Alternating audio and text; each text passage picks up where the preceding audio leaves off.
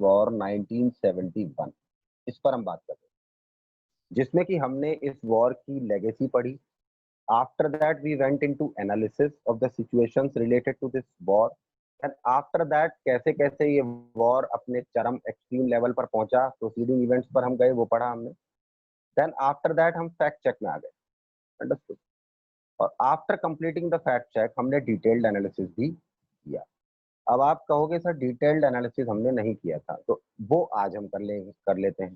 भाई ओवरऑल जो ऊपर सिचुएशन खड़ी हुई जिसकी वजह से ये सब वॉर हुआ इंडिया और बांग्लादेश का, जिसकी वजह से पाकिस्तान के दो टुकड़े जो थे वो अब अलग अलग हो गए। पहले भी दो टुकड़े ही थे, because I think East Pakistan was on the borders of our West Bengal, and I think West Pakistan was on the borders of Punjab and Kashmir. West इधर था, ईस्ट इधर था, तो ईस्ट वाला बांग्लादेश बन गया, वेस्ट वाला पाकिस्तान बन गया। अब डिटेल्ड एनालिसिस कर लेते हैं इस पूरे वॉर की। First point, Pakistani aircraft attacked Punjab and Rajasthan whereas army moved on to Jammu and Kashmir front. अब देखिए पूरा का पूरा वॉर किस तरीके से आगे बढ़ा और उसमें मैकेनिज्म क्या रहा पाकिस्तान का, उस पर हम बात कर लेते हैं। सबसे पहले पाकिस्तान ने एयरक्राफ्ट कैरियर से पंजाब बॉर्डर पर अटैक किया था और राजस्थान के बॉर्डर्स पर अटैक, यानी कि डुअल प्लानिंग थी पाकिस्तान की। तैयारी कर कर वो मैदान में उतरा था, क्योंकि उसको पता था कि चाइना और यूएस हमारा साथ देंगे, बट उसको ये नहीं पता था यूएस चाइना आर्मी में साथ नहीं दे रहे उसका। वो साथ तब देंगे आई थिंक जब सिचुएशन पाकिस्तान के फेवर में वो खड़ी करने लायक समझेंगे। तो पाकिस्तान ने इस बात को ध्यान में रखते हुए कि US and China is with us, Pakistan ने एयरफोर्स से तो अटैक पंजाब पर किया और आर्मी का अटैक राजस्थान, यानी कि दो तरह का अटैक, एक जमीन से अटैक राजस्थान बॉर्डर पे किया और हवा से अटैक पंजाब पे किया। ठीक है। अब आप कहोगे कि सर पार्शली अगर हम डिवाइड करें कौन सा अटैक कहाँ हुआ, तो उसको भी हम डिवाइड कर सकते हैं। भाई अगर म्यूचुअली अकॉर्डिंग टू बुक देखा जाए तो इसमें बताया जा रहा है कि भाई पंजाब और राजस्थान में तो पाकिस्तान के एयरक्राफ्ट कैरियर्स ने अटैक किया, जबकि आर्मी जम्मू और कश्मीर के फ्रंट पे चली गई। यानी कि पूरी की पूरी आर्मी जो पहले पाकिस्तान की राजस्थान बॉर्डर और कहाँ पे रहती थी, पाकिस्तान बॉर्डर और गुजरात, सॉरी पंजाब बॉर्डर और राजस्थान बॉर्डर वाली जो आर्मी थी पाकिस्तान की, वो सारी आर्मी तो शिफ्ट हो गई जम्मू एंड कश्मीर फ्रंट पे।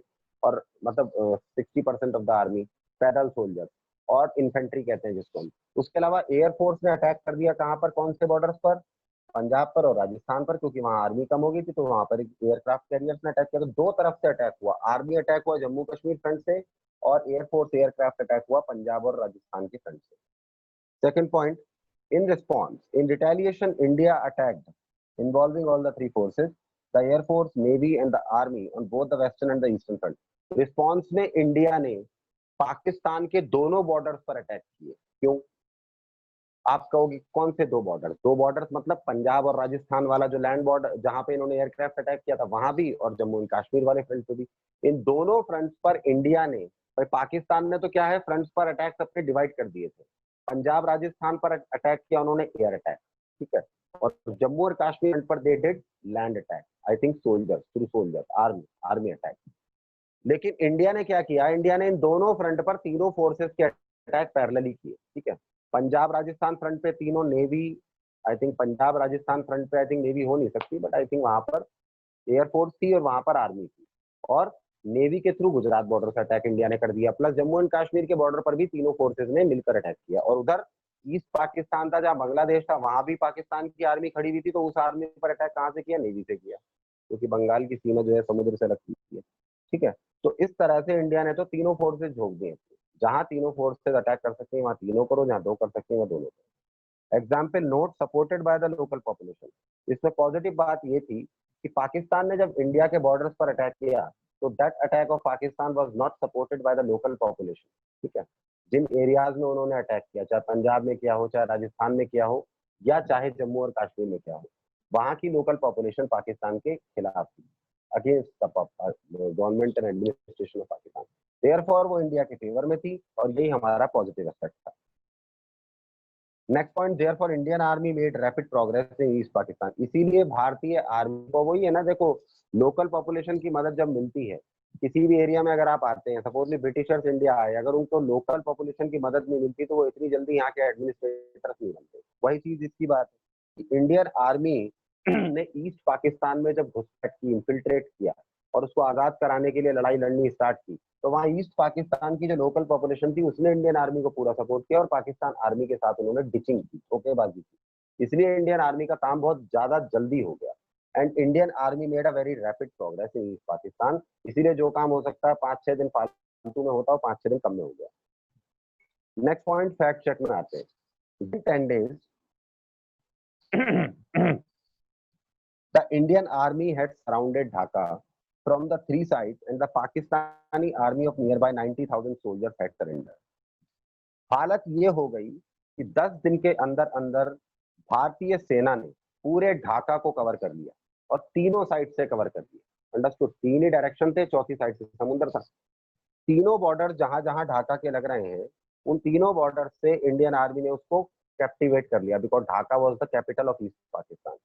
और पाकिस्तानी आर्मी बीच में फंस गई और एज अ रिजल्ट क्या हुआ, पाकिस्तान के 90,000 सोल्जर्स को हमारे सामने हथियार छोड़कर घुटनों पर माफी मांगनी पड़ी। They had to surrender. तब हमने छोड़ा था उनको, अदरवाइज हम छोड़ते नहीं। हम छोड़ने वाले लोग हैं साहब, वही 90,000 सोल्जर्स हमने छोड़ दिए, उसके बाद पाकिस्तान को देखा जाए। एज अ रिजल्ट क्या रहा, Bangladesh emerge as a free country, Bangladesh एक आजाद मुल्क हो गया। Next point, India declared a unilateral cease fire after then, obviously उसके बाद इंडिया ने ही अटैक किया था बांग्लादेश को फ्री करने के लिए फ्रॉम वेस्ट पाकिस्तान। उसके बाद जब काम हो गया, पाकिस्तान की आर्मी ने सरेंडर कर दिया with 90,000 soldiers on their to, मतलब on their knees. After that when Bangladesh became a free country, उसके बाद इंडिया ने अपनी तरफ से ही cease fire, unilateral seize fire declare कर दिया कि अब हम युद्ध खत्म कर रहे हैं। पाकिस्तान को तो मौका ही नहीं दिया seize fire declare. Next point, 3 जुलाई 1972, उसके बाद 3 जुलाई 1972 को एक एग्रीमेंट साइन हुआ। उस एग्रीमेंट का नाम था शिमला एग्रीमेंट, क्योंकि वो शिमला में साइन हुआ। Shimla is the capital of Himachal Pradesh. Next point, उस वक्त इंडिया के प्राइम मिनिस्टर कौन थे और पाकिस्तान के प्रेसिडेंट कौन थे। भारत की प्राइम मिनिस्टर थी श्रीमती इंदिरा गांधी जी, सुश्रीमती मतलब स्वर्गीय श्रीमती इंदिरा गांधी जी, और जो राष्ट्रपति थे, प्रेसिडेंट थे, वो थे जुल्फिकार अली भुट्टो, फादर ऑफ बेनजीर भुट्टो। तो उन्होंने फॉर्मलाइज करने की कोशिश की कि भाई पाकिस्तान और भारत के बीच में फिर से पीस हो जाना चाहिए। अब देखिए यही तो इनकी खास बात है, पहले युद्ध करते हैं पाकिस्तान वाले, फिर मुंह की खाते हैं, फिर पीस का नाटक करने लग जाते हैं। मगर चलिए जो भी था, इंदिरा गांधी जी और जुल्फिकार भुट्टो जी ने फॉर्मलाइज कर दिया कि अब हमें पीस में रिटर्न हो जाना चाहिए। नेक्स्ट पॉइंट, आफ्टर इफेक्ट्स में आते हैं। After the victory attend in the war, अब जब युद्ध हो गया, भारत ने वेस्ट पाकिस्तान की आर्मी को खदेड़ दिया और बांग्लादेश एक फ्री इंडिपेंडेंट कंट्री के रूप में एमर्ज हो गया। उसके बाद इफेक्ट्स क्या क्या हुए, देखने को क्या क्या मिले, let's see. First point, most population saw this as a moment of glory and clearly declared a sign of India's growing military strength. First of all, हमारे देश की ज्यादातर जनसंख्या ने एक यादगार पल के रूप में देखा और इसीलिए इंडियन पॉपुलेशन ने इसको एक साइन के रूप में देखा कि हमारी मिलिट्री एक पावरफुल मिलिट्री है। यानी दिस वॉर, और वी कैन, या फिर आप कह सकते हैं landsliding victory attend by India in this war became a sign of India's growing military strength in the whole world. पूरी दुनिया को पता चल गया कि भारत की मिलिट्री की ताकत छोटी मोटी नहीं है, लगातार भारत बढ़ रहा है। Second point, Indira Gandhi, the prime minister at then, who had already won the Lok Sabha elections in 71, leading her popularity to soar to its extreme 71 war. उसके बाद इंदिरा गांधी जी, जो उसी साल प्राइम मिनिस्टर बनी थी भारत की, 19 में लोकसभा इलेक्शन जीतकर वो प्राइम मिनिस्टर बनी थी, उसी साल जब ये युद्ध हो गया तो 8 से 10 महीने के अंदर अंदर इंदिरा गांधी जी अपने करियर के बेस्ट पॉपुलैरिटी लेवल पर पहुंच गई। क्योंकि वॉर इस साल और वॉर 10 के अंदर इंडिया ने जीत लिया, तो इंदिरा गांधी इस लेवल पर पहुंच गई थी पॉपुलैरिटी में कि भगवान की तरफ पूजी जा रही थी। Next point, along with the above, the assembly elections in most of the states also brought a large majority of party in many states. इसके बाद कांग्रेस को हर तरह से फायदा हुआ, कैसे? लोकसभा इलेक्शंस तो 71 में ही हुए थे, तो उसमें तो कांग्रेस जीती गई थी और इंदिरा गांधी जी प्राइम मिनिस्टर बन ही गई थी। उसके बाद 71 का वॉर हो गया 5 से 8 महीने के अंदर अंदर। India fought that war with West Pakistan and defeated West Pakistan and free Bangladesh as an independent country. ठीक है। उसके बाद काफी स्टेट इलेक्शन, विधानसभा इलेक्शन जिनको हम बोलते हैं, असेंबली इलेक्शन अलग अलग स्टेट्स में हुए, उन अलग से जीती, मतलब वन साइडेड विक्ट्री कॉम्पिटिशन में, जिसकी वजह से ये हुआ कि भारत के ज्यादातर राज्यों में जहां जहां चुनाव हुए 71 वॉर के बाद, वहां उन इलेक्शंस में कांग्रेस पार्टी एक तरफा जीत से आगे बढ़ी, कोई पार्टी कंपटीशन में नहीं। Next point, effects related to the future development of India. Now I think you can say that कि भारत के फ्यूचर डेवलपमेंट से जुड़कर क्या इफेक्ट्स पड़े सकते हैं। The conflicts with neighbours derailed the 5 year plans of India. पहला तो खतरनाक इफेक्ट ये पड़ा भाई, 1950 में प्लानिंग कमीशन जब 51 में एमर्ज हुई थी, उसके बाद प्लानिंग स्टार्ट हुई, अंडरस्टूड। तो पहला तो थर्ड प्लान हमारा डीरेल हुआ था चाइना वॉर की वजह से, ठीक है। उसके बाद एक एक साल के 3 प्लान चले, और उसके बाद फिर से 5 ईयर प्लान हुआ, तो उसके बाद ये 71 वॉर हो गया। तो इसलिए हमारा 5 ईयर प्लान का जो मैकेनिज्म था वो डीरेल हो गया, ठीक है। साथ में हमारे नेबर्स के साथ जो है कॉन्फ्लिक्ट भी हो गए, ठीक है, पाकिस्तान के साथ, उधर चाइना के साथ, उधर औरों के साथ जो भी है। Second point, 1962 the limited resources invested initiate development planning in India but diverted to the defense sector, especially because India had to move on the pavement of military modernization. दूसरी बात, 71 का बांग्लादेश वॉर है, कुल मिला के 8 साल के 9 साल के अंदर अंदर 3 बड़े वॉर लड़े हैं इंडिया। इसका फ्यूचर के डेवलपमेंट पे असर नहीं पड़ा होगा? बिल्कुल पड़ा था। और इसकी शुरुआत हुई थी 1962 से, जब चाइना से युद्ध हुआ था। क्यों? क्योंकि एक तो हमने आजादी 47 में पाई थी, 15 साल हमें आजादी को मिले हुए थे। After that we were trying to be on to the pavement of development. हम डेवलपमेंट के रास्ते पे आए ही थे कि हमारे लिमिटेड रिसोर्सेज जो हम अपनी देश की प्लान डेवलपमेंट को इनिशिएट करने की प्लानिंग में लगाते, वो हमें लिमिटेड रिसोर्सेज डाइवर्ट करनी पड़ गई किस सेक्टर को अपडेट करने में? डिफेंस सेक्टर को अपडेट करने में। क्यों? क्योंकि उस वक्त इंडिया मिलिट्री की मॉडर्नाइजेशन के रास्ते पर आया ही आया था, उसकी मिलिट्री इतनी अच्छी नहीं थी। इसलिए इंडिया ने इस बात को ध्यान में रखते हुए कि भाई 62 की सिचुएशन दोबारा ना आए, उसके बाद से मिलिट्री का, डिफेंस का मॉडर्नाइजेशन पर्पज से बजट बढ़ा दिया।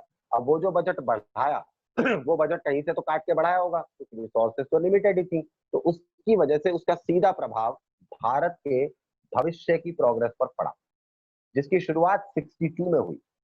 और उसके बाद वो इन्वेस्टमेंट जो है डिफेंस में बढ़ता ही गया। 62 के बाद 65 हो गया, फिर बढ़ाना पड़ा, और फिर तो 71 हो गया, फिर बढ़ाना पड़ा। तो अल्टीमेटली डिफेंस का बजट तो 62 के वॉर के बाद से बढ़ता ही रहा है।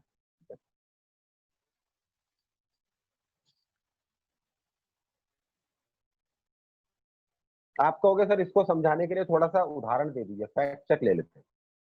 तो फैक्ट चेक ले लो। जैसे 1962 में चाइना से युद्ध हुआ, चाइना से युद्ध इंडिया हारा।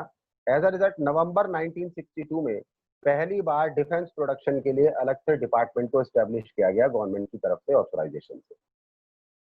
सेकेंड पॉइंट आते हैं नवंबर 1965, 3 साल बाद जब पाकिस्तान वॉर हुआ, उसके बाद एक और डिपार्टमेंट खोला गया डिफेंस सप्लाईज के लिए, क्योंकि पाकिस्तान के युद्ध के टाइम पे पाकिस्तान ने हमारी उन सड़कों को ब्लॉक करने की कोशिश की थी जिन सड़कों से हमारा सामान आर्मी तक भेजा जाता था, खाना पीना, कपड़े, ये सब।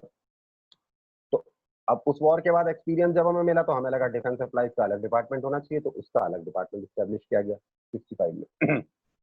थर्ड पॉइंट, 61 से 66, तो आप समझ सकते हैं 2 वॉर हुए 5 साल के अंदर अंदर, 2 बड़े वॉर, दोनों नेबर्स के साथ। The third 5 year plan was affected, तो थर्ड 5 ईयर प्लान की धज्जियां उड़ गई। Further followed by the 3 annual plan, तो इतनी बुरी तरह से धज्जियां उड़ी कि 65 के बाद हम इस कंडीशन में नहीं थे कि हम दूर की प्लानिंग कर सकते। ऑब्वियसली भाई, जब सेविंग है ही नहीं आपके पास, तो आप 5 महीने बाद की प्लानिंग कैसे कर सकते हो? अब कोरोना है, तो जिनके पास 5-5 महीने की सेविंग्स भी थी, उनकी भी शॉर्टकट हो चुकी है। तो अब तो लोग ये सोच रहे हैं कि आज कमाएं और आज ही खा लें भाई। तो वही इंडिया को भी करना पड़ा, बर्बादी हो गई, रिसोर्सेज इतने सारे वेस्ट हो गए। लिमिटेड रिसोर्सेज तो इंडिया था, वो लिमिटेड रिसोर्सेज आधे से ज्यादा वेस्ट हो गए, आधे से ज्यादा डिफेंस में इन्वेस्ट हो गए। उसके बाद फिर डिफेंस में बजट में भी आगे बढ़ाने के लिए उनको और इंक्रीज करना पड़ा। तो जिसकी वजह से इंडिया इस कंडीशन में नहीं था कि जस्ट वॉर से निकल के वो थर्ड 5 ईयर प्लान को एग्जीक्यूट कर ले या या फोर्थ 5 ईयर प्लान को एग्जीक्यूट कर ले।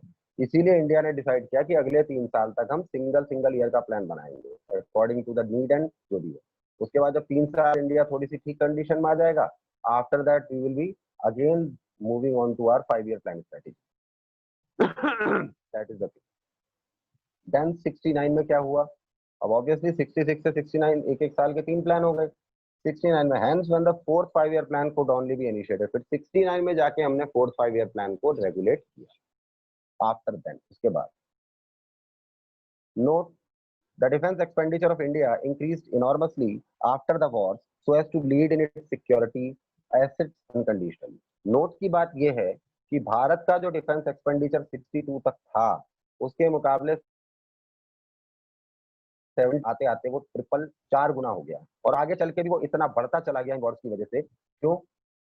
कि भाई अपनी सिक्योरिटी को बचाए रखना है और अपने एसेट्स को अनकंडीशनली हमें सिक्योर रखना है। इस बात को, इस अप्रोच को ध्यान में रखते हुए डिफेंस एक्सपेंडिचर इंडिया का लगातार बढ़ता चला गया, जिसकी वजह से हमारी जो लिमिटेड रिसोर्सेज थी वो दूसरे सेक्टर से जो है कट शॉर्ट करके इसमें इन्वेस्ट करती जाती रही, जिसकी वजह से ऑब्वियसली फ्यूचर पे तो असर पड़ेगा। बट इसमें आई थिंक 70% चीजें हैं जो बुक कहती है, मैं इससे एग्री नहीं करता, क्योंकि डेवलपमेंट से जुड़े हुए मसले के लिए और भी कई सारे रीजन रिस्पॉन्सिबल थे। नॉट ओनली यू कैन से द वॉर्स और रिस्पॉन्सिबल कि हमारा फ्यूचर अफेक्ट हो गया। So I think kindly come onto the screen for today. I think it's enough because 5-6 minutes are remaining. You can take on to the doubts and tomorrow itself this chapter will be over because only one